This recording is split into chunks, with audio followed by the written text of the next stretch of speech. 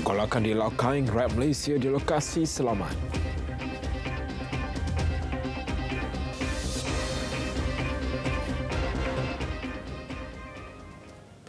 Assalamualaikum dan selamat malam. Berita tengah malam bersama saya Nazif Ahmad Syukri. 127 rakyat Malaysia serta 2 warga Indonesia dan Hong Kong yang terkandas di Laut Kaing, Myanmar akan dibawa pulang ke tanah air. Menteri Luar Datuk Seri Dr. Zamri Abdul Kadir mendahkan berdasarkan perancangan awal, kesemua mereka dijadual akan dibawa pulang pada Khamis ini. Mereka terkandas di Laut Kaing susulan pergolakan yang berlaku di wilayah itu. Kebanyakannya dipercayai mangsa sindiket penipuan tawaran pekerjaan di luar negara.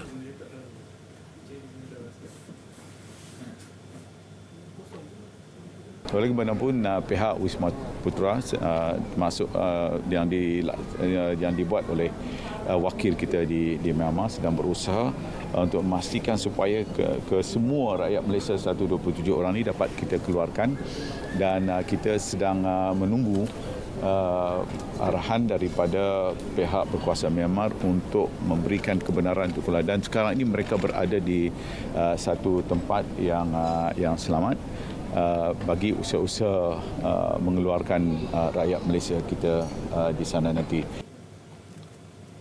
Selain kerjasama Myanmar, usaha membawa rakyat Malaysia keluar dari kawasan berkenaan turut memerlukan kerjasama pihak berkuasa China. Malaysia menzairkan ucapan terima kasih kepada kedua-dua negara yang memberi kerjasama baik. Sedikit seluduk 2.5 juta batang rokok putih dan kretek berbagai jenama bernilai lebih 2 juta ringgit tumpas di Perak. Serbuan dilakukan kastam di 2 lokasi yang berasingan pada minggu lalu. Pengarah JKDM Negeri Dato' Abdul Ghaffar Muhammad berkata, ia rampasan terbesar tahun ini. Menerusi serbuan pertama Khamis lalu, kediaman tidak berpenghuni diserbu di Setiawan. Hasilnya 2.5 juta batang rokok putih dan kretek dengan anggaran cukai 2.3 juta ringgit dirampas. Manakala serbuan kedua di rumah terbiar di Pantai Remis, lebih 127,000 batang rokok putih dan kretek dengan nilai cukai RM100,000 ditemukan. Kalau kita tengok kedua-dua kes ini, modus operandi adalah pihak penyelundup ni dia menyimpan rokok di rumah-rumah yang tidak berpenghuni. Kita akan siasat sama ada pemilik premis ataupun penyewa terlibat di dalam aktiviti ini. Saya nak menasihatilah pemilik rumah, berhati-hatilah bila kita nak menyewakan rumah kita kepada sebarang orang. Sila pastikan ada titi dia, kita kenal. Sila pastikan ada dokumen perjanjian sewa. Dana bernilai 54 juta ringgit dilupuskan polis Johor. Ia membabitkan bahan terlarang itu seberat 322 kg dan 562 liter yang dirampas dari tahun 2000 hingga 2022. Proses pelupusan dilakukan di Bukit Pelanduk, Port Dickson, Negeri Sembilan. Melalui pelupusan ini juga, pada kali ini, sejumlah 3,214 kes diselesaikan. Maksudnya, jumlah dadah yang kita lupus pada hari ini adalah berkaitan dengan kes-kes yang disiasat oleh pihak polis, terutama narkotik, bermula pada tahun 2000 hingga tahun 2022, iaitu sebanyak 3,214 kes. Sejak Januari lalu, lebih 15,000 individu diberkas terbabit dalam pelbagai kesalahan dadah. Jumlah keseluruhan rampasan kira-kira 4 tan dengan nilaian 33 juta ringgit. Tempoh reman 4 sekawan atas tuduhan membunuh seorang lelaki dilanjutkan seminggu lagi. Mahkamah Majistret Kuala Terengganu menyambung tempoh reman bermula esok.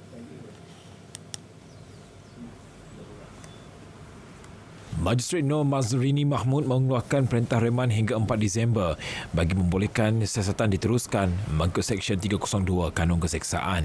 4 lelaki berusia 35 hingga 50 tahun itu dipercayai menyebabkan kematian mangsa berusia 45 tahun di sebuah rumah di Kampung Gelugur Kedai 19 November lalu.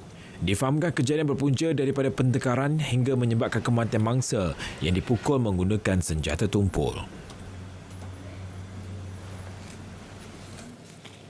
Sementara itu di Mahkamah Session Kuala Lumpur, 2 sahabat mengaku tidak bersalah atas pertuduhan menyebabkan kematian seorang lelaki pada Mac lalu.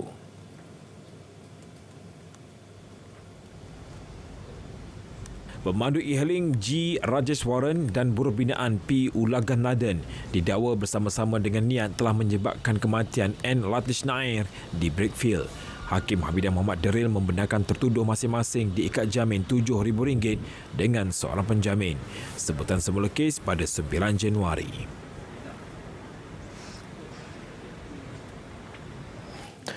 Aktif curi kenderaan, akhirnya geng mat mata dianggotai 5 lelaki tempatan dicekup. 11 kes curi kenderaan termasuk 8 kes membabitkan motosikal berjaya diselesaikan sekitar Kuantan, Pahang. Ketua Polis Daerah ACP Wan Muhammad Zahari Wan Busu berkata, kelima-lima suspek merupakan penganggur berumur 22 hingga 33 tahun. Suspek aktif mencuri motosikal yang dipakai di dalam garaj rumah dengan menggunakan van pada waktu malam.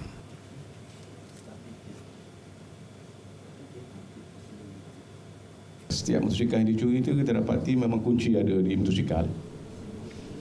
Dan ada satu motosikal tu dalam dia masuk dalam kawasan berpagar, dia angkat keluar buat naik dia punya van ni adalah merupakan kenderaan yang digunakan oleh penjenayah semasa melakukan jenayah curi motosikal. Kesemua suspek mempunyai rekod jenayah lampau termasuk narkotik direman 6 hari hingga esok. Bekerja tanpa permit sah di Pusat Urut menjerat diri 36 warga asing. Pelaku berusia 21 hingga 60 tahun ditahan di 2 pusat beli belah di Johor Bahru. Pengarah Imigresen Negeri Johor Baharudin Tahi menyatakan 15 wanita Thailand, 4 wanita Vietnam serta 14 warga Indonesia diberkas.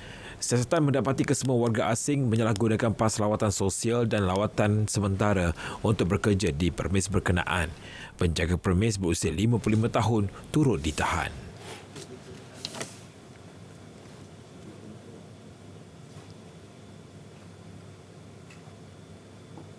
Sementara itu di Perak, lebih 1,000 serbuan ke atas kegiatan perjudian loteri awam dan 352 serbuan kegiatan judi dalam talian dilakukan PDRM tahun ini. Menurut Ketua Polis Negeri Datuk Seri Muhammad Yusri Hassan Basri, hasil siasatan dan juga serbuan membawa kepada penahanan 1,517 individu.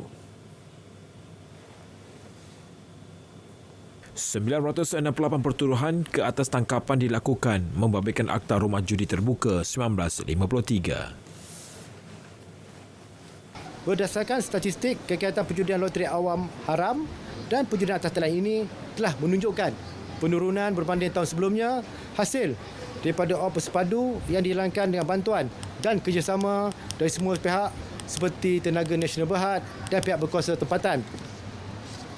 Di samping itu juga, pihak PDRM Perak turut berjaya membuka 2 kertas siasatan ke atas ahli sindiket di bawah Seksyen 41 Akta Pencegahan Pengubahan Wang Haram, Pencegahan Pembiayaan Keganasan dan Hasil dari Aktiviti Haram 2001.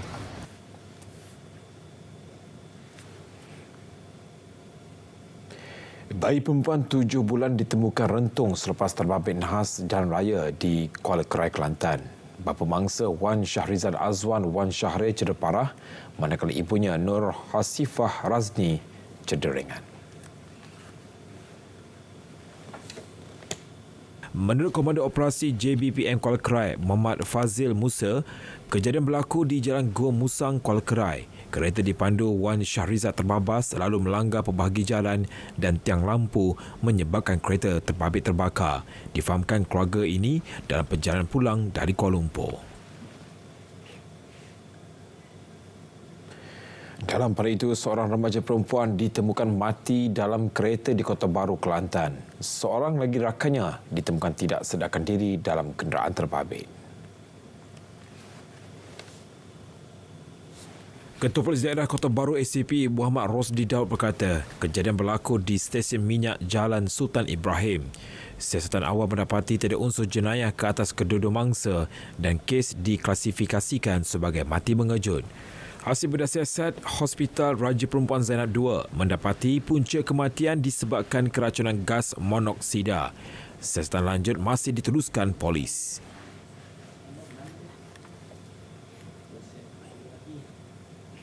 Kes dera di Melaka meningkat. 94 kes penderaan dan kematian berlaku termasuk di pusat jagaan dilapor dari Januari hingga Oktober.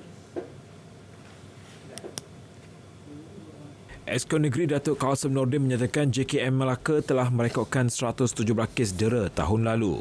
Namun angka itu naik tahun ini kepada 211 kes. Kecuaian ibu bapa atau penjaga menjadi faktor utama berlakunya kes terbabit selain berpunca daripada masalah kewangan. 3 sekeluarga berdepan detik cemas apabila kereta dinaiki dipijak sekumpulan gajah. Kejadian berlaku di kilometer 55 Jalan Raya Timur Barat Greek Jeli selepas kenderaan itu terlanggar seekor anak gajah. Ketua Polis Daerah Greek Superintendent Zulkifli Mahmud berkata, siasatan awam mendapati kereta dipandu mangsa dalam perjalanan dari Pulau Pinang ke Jertih, Terengganu. Setiba di lokasi kemalangan, pemandu ternampak sekumpulan 6 ekor gajah berada di lorong menghala jeli sebelum terlanggar seekor anak gajah. Akibat pelanggaran itu, kumpulan gajah terbabit menghampiri lalu memijak kereta hingga rosak teruk. Pemandu dan penumpang tidak mengalami sebarang kecederaan. Kita balik pula ke perkembangan banjir. Kelantan merekodkan jumlah penduduk terjejas banjir seramai 515 orang daripada 153 keluarga. 4 pusat pemindahan sementara PPS masih diaktifkan di Bacok dan Pasir Mas. Berdasarkan portal info bencana JKM PPS SK Jalawat, Bacok masih menempatkan jumlah penduduk terjejas paling ramai iaitu 246 orang daripada 84 keluarga. Di Pasir Mas, PPSSK Tok Deh menyaksikan 246 penduduk terjejas berlindung di sana dan di SK Kedai Tanjung pula 65 orang. Manakala PPS SMK Beris Panco menempatkan 67 penduduk. Sementara itu, Public Info Banjir GPS memaklumkan Sungai Kelantan di Kuala Besar mencatatkan paras air melebihi tahap bahaya.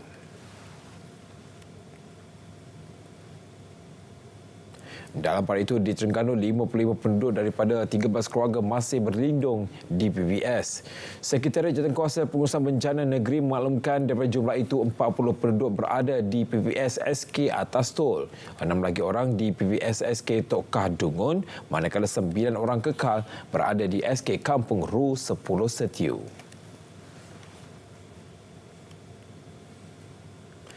Dalam perkembangan berkaitan, unit bergerak Jawatan Penerangan Kelantan aktif menyebar luas info berkaitan banjir kepada masyarakat. Pengarahnya Muhammad Nur Aswadi Muhammad Nur menyatakan informasi perkembangan semasa banjir turut disampaikan kepada 135 komuniti madani di seluruh Kelantan.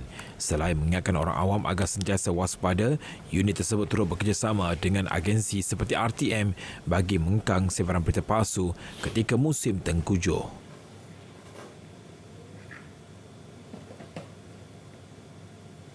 Selain daripada itu, kita juga nak memastikan tidak tularnya berita-berita tidak benar. Apalagi berita yang boleh dikategorikan sebagai fitnah, supaya tidak timbul kegusaran, panik dan tindakan-tindakan yang tidak perlu akibat daripada penyebaran berita palsu ini. Kita bekerjasama rapat dengan RTM misalnya untuk menghebahkan kepada masyarakat supaya mendapatkan sumber rasmi sahaja. Beliau ditemui pada pertandingan sketsa rukun negara peringkat kebangsaan di Machang. Seterusnya kita ikuti pula ramalan cuaca untuk Selasa.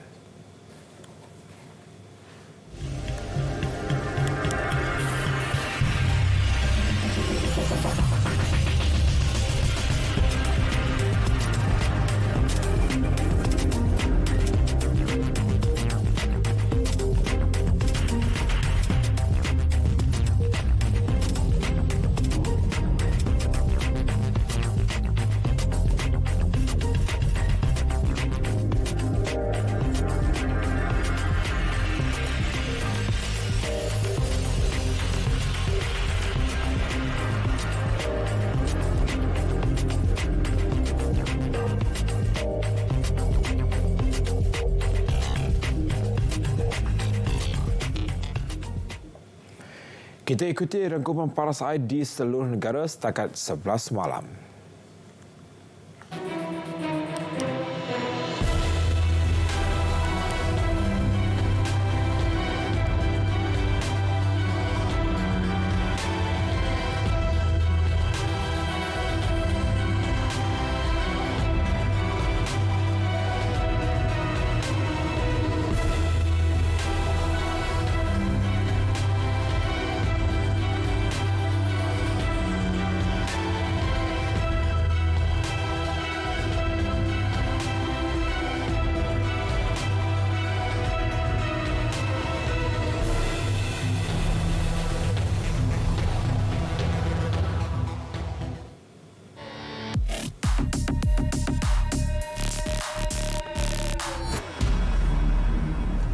Tular di media sosial mengenai satu kenyataan seorang individu yang menyatakan Menteri Komunikasi dan Digital Fahmi Fadil kononnya bersyukur dengan pelaksanaan konsert kumpulan rock antarabangsa Coldplay yang telah diadakan di Malaysia baru-baru ini. Malah kenyataan itu juga mendakwa beliau mengungkap kalimah Alhamdulillah berikutan konsert itu telah berlangsung dengan lancar. Semakan pasukan biar betul mendapati hantaran terbabit merupakan fitnah. Ia dipercayai sengaja direka tujuan untuk mengelirukan masyarakat. YB Fahmi Fadil menyangkal fitnah itu dan mendakwa infografik tersebut berunsur pembohongan dan tersasar daripada konteks sebenar jawapannya kepada media. Jawapan beliau kepada soalan yang diajukan wartawan adalah berdasarkan situasi konsert tersebut yang berlangsung tanpa sebarang insiden tidak diingini, hasil daripada kerjasama baik antara penganjur dan artis. Dan dengan tuduhan yang bagi saya bersifat fitnah, berniat jahat dan sebenarnya lari konteks daripada apa yang saya sebut.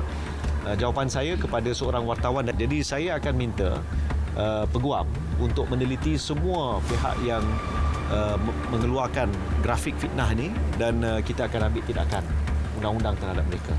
Menjaga perpaduan dan keharmonian negara adalah tanggungjawab bersama. Henti penyebaran berita palsu. Tindakan tegas menanti mereka yang terlibat. Jika anda terima bahan fitnah atau disyaki tidak betul, segera lapor ke MCMC. Biar betul, tak pasti, jangan kongsi.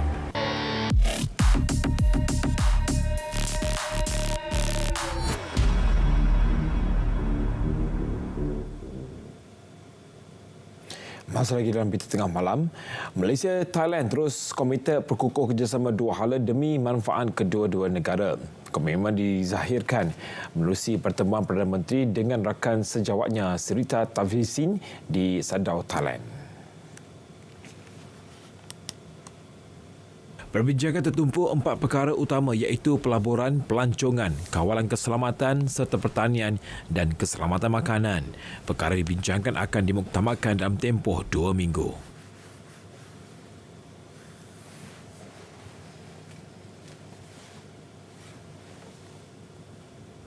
And he is committed to enhancing bilateral relations within the two countries.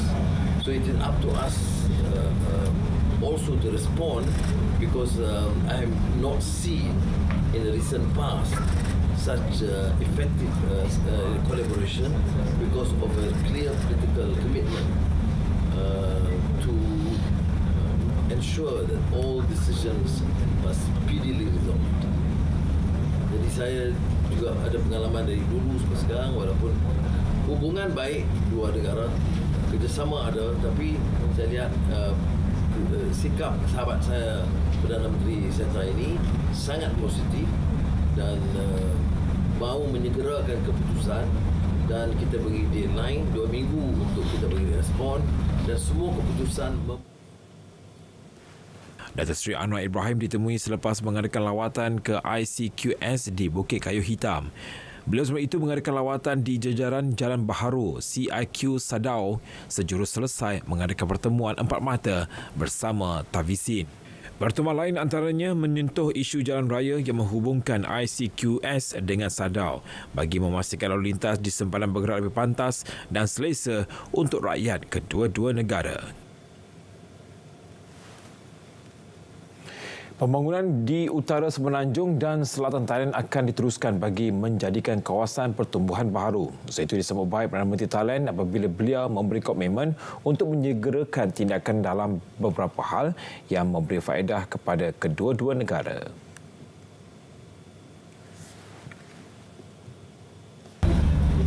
Dan kalau kita lihat sebagian sadau, sebagiannya lebih cepat daripada kita walaupun CIQ kita di Penjuru Hitam lebih awal dari Thailand.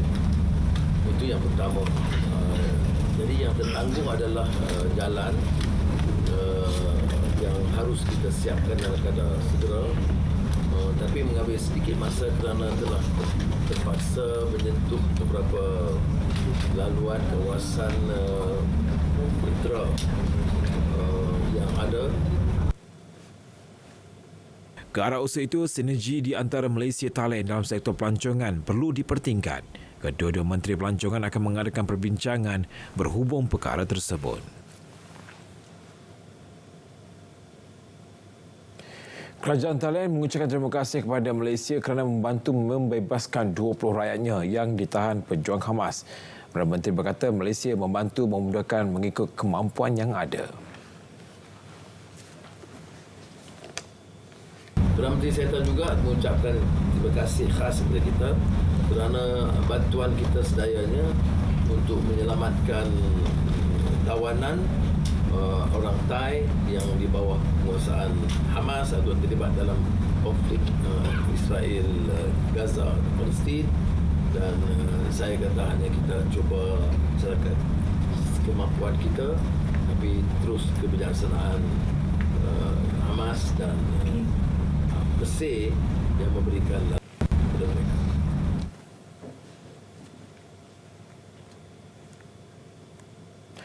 Malaysia komited memacu transformasi dalam perdagangan dan industri untuk ketahanan berdepan ekonomi semasa.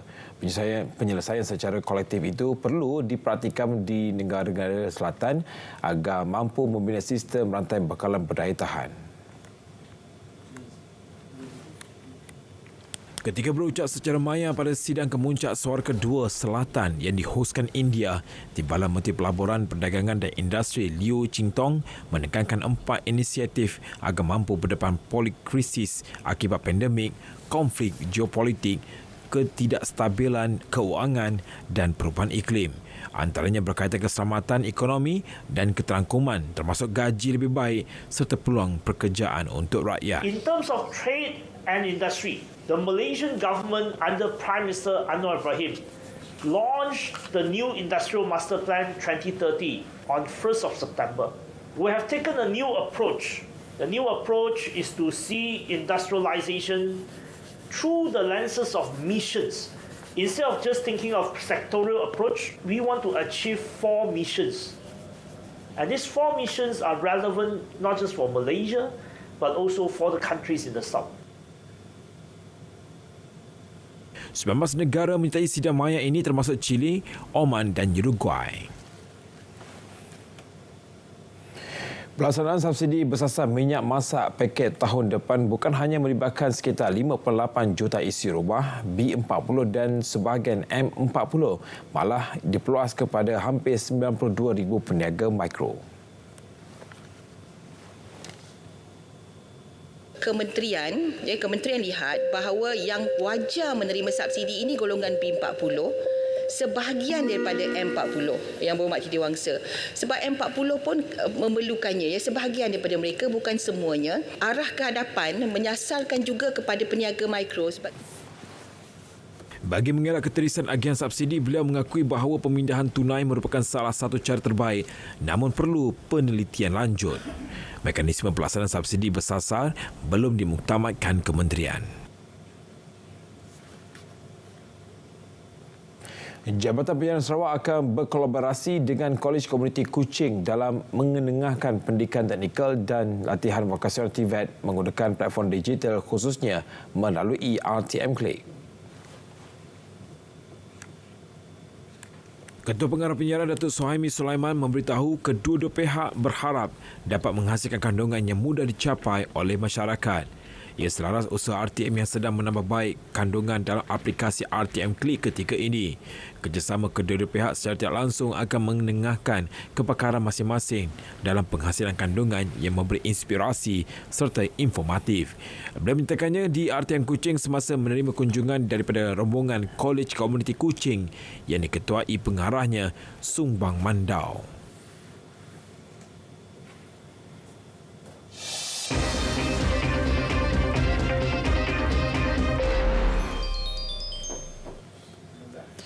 Perkembangan sukan, jurulatih persoalan lelaki negara Hendrawan komited bekerjasama dengan pemain di ranking ke-14 dunia Eng Ziong bagi menghadapi Sukan Olimpik Paris 2024. Beliau yang sudah 2 tahun membimbing pemain persoalan itu turut merasa bertanggungjawab menghadirkan keputusan positif menjelang tamasya tersebut. Kenyataan dibuat jurulatih berusia 51 tahun dari Indonesia itu sekaligus menepis kabar angin beliau akan meninggalkan BEM dalam masa terdekat. Hendrawan yang memainkan peranan penting membantu legenda badminton negara Datuk Lee Chong Wei merangkul pingat perak pada Sukan Olimpik 2016 mahu menumbuhkan kepada tugasan sedia ada. Ujarnya proses kelayakan yang sedang berlangsung kini amat kompetitif.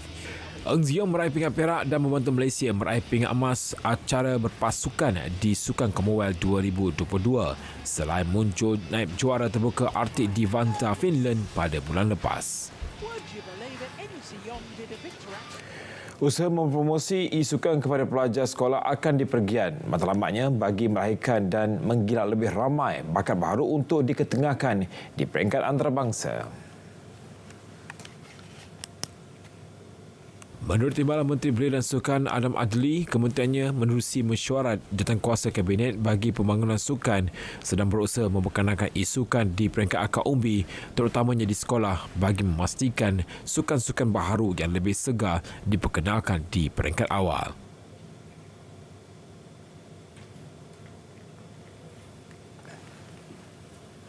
Sebab itu pembangunan daripada peringkat akar umbi itu penting dan sekali ini kita akan amat mengharapkan kerjasama yang baik daripada pihak sekolah, terutama sekali menerusi MSSD dan MSSM. Tapi of course it's a long way to go. Cuma kita sudah pun initiate perbincangan tersebut, ia diterima baik dan kita mahu memastikan bahawa sukan elektronik ini, e-sport ini diterima sebagai salah satu sukan yang membawa salah satu sukan yang diterimalah di peringkat sekolah. Usaha itu bakal digerakkan Kementerian Belia dan Sukan KBS bersama KPM dengan kerjasama pemain-pemain industri. Beliau ditemui selepas merasmikan Majlis Pelepasan Pasukan Atlet Profesional Malaysia ke kejohanan Mobile Legends Bang Bang M5 World Championship 2023 di Parlimen. Laporan itu mengakhiri berita tengah malam dari Sungai ke Segara, Palestin pasca merdeka. Saya Nazif Syukri, Malaysia Madani, tekad perpaduan penuhi harapan. Assalamualaikum dan selamat malam.